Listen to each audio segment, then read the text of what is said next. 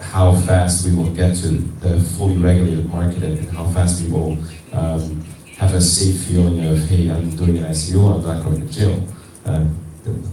Good luck. But I think in a bearish market, it's crucial to have two lines in your head. One line is the upper line of a token price. And I think it's a line that most people in, say, December, January, February, even that little like 2, 3, 4 week pump in April, most people were thinking on, when I'm investing in a project, when I'm investing in an ICO, when I'm buying tokens on exchanges on Upbit or Bitcoin, like how high can it go? What's the upper boundary of that line? How much money can I make?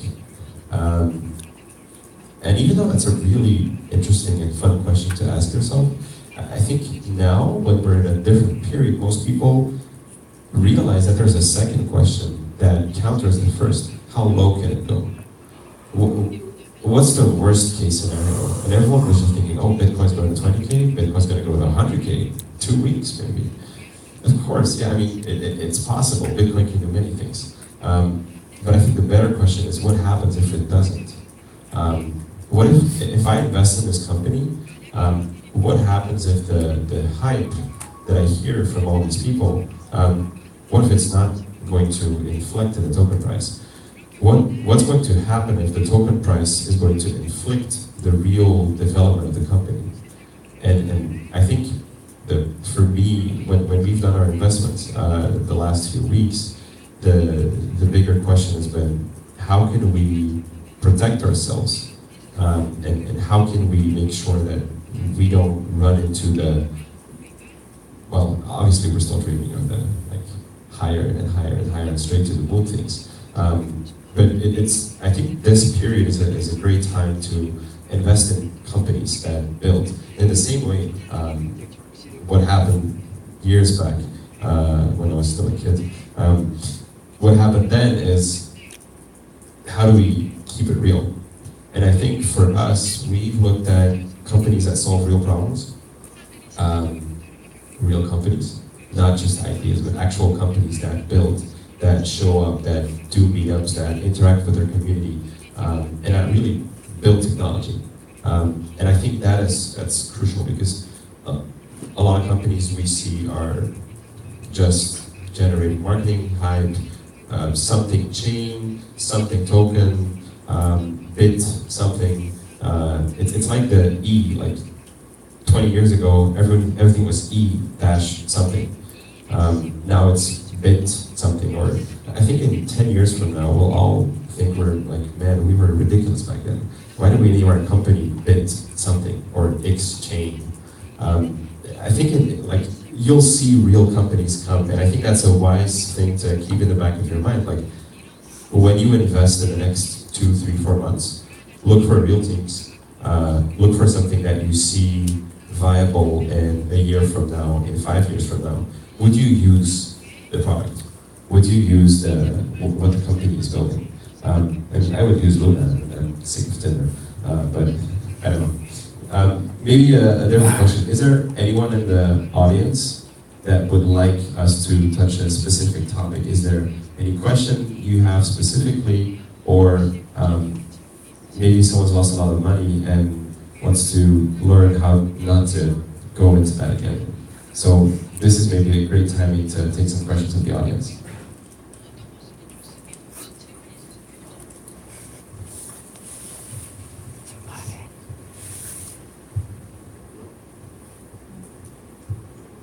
어플이 출시됐을 때 예상 가격이 얼마나 Well, this question is a price of application, but I think that maybe now application is for free, right? 어플리케이션 자체는 무료 어플리케이션. 어플이 출시됐을 때 루나 루나의 가격? 가격이 얼마가 적정할지. Who knows? 지금 뭐 안드레가 생각하는 가격. Is there any specific number? Are you asking about the Luna Star price, or about price within the application? to save him from any legal actions? I'll take that question. No comment. His official comment should be no comment. Me as just a friend, I think. So what you're asking is a twofold question. One, so what's the price going to be? What's that upper limit? Where can we take it? You're asking the most difficult question that you could have asked, but it's a really good one because it answers everything else that anyone else can ask regarding investments.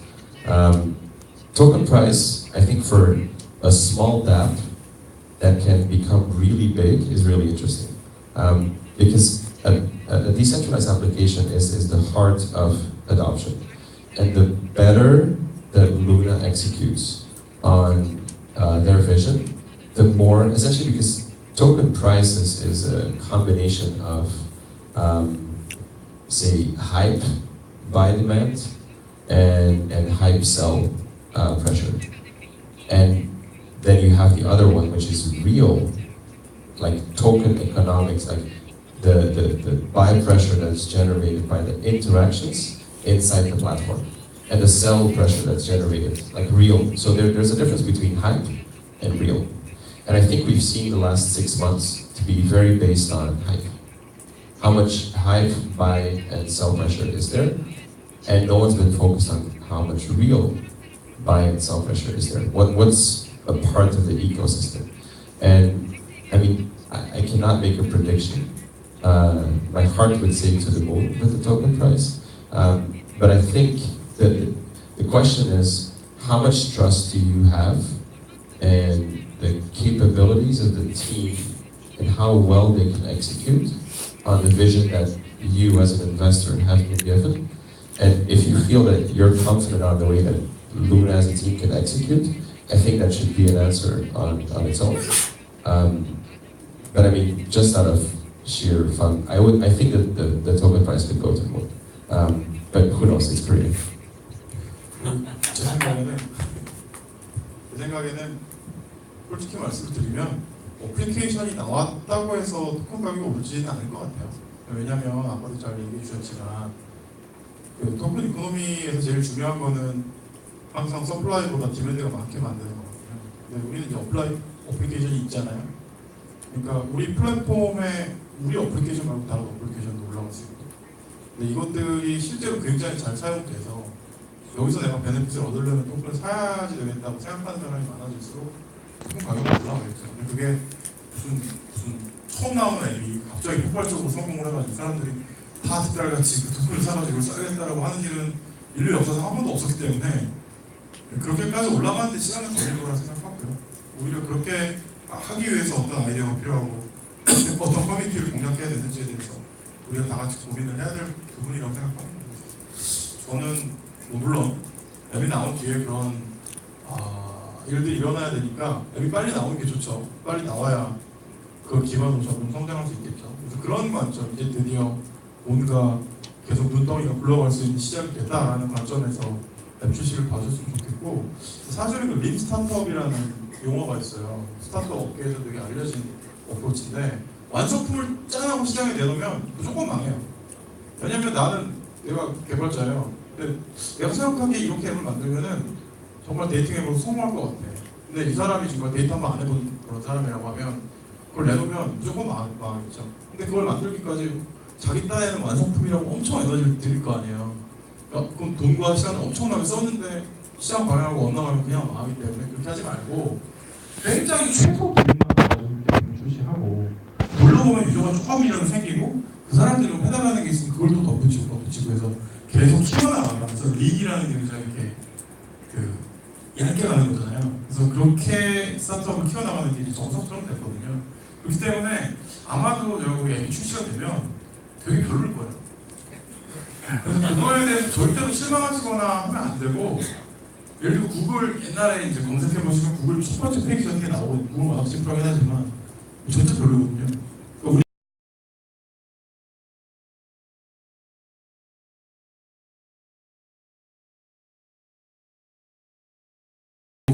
처음부터 훌륭한 제품은 없기 때문에 오히려 이걸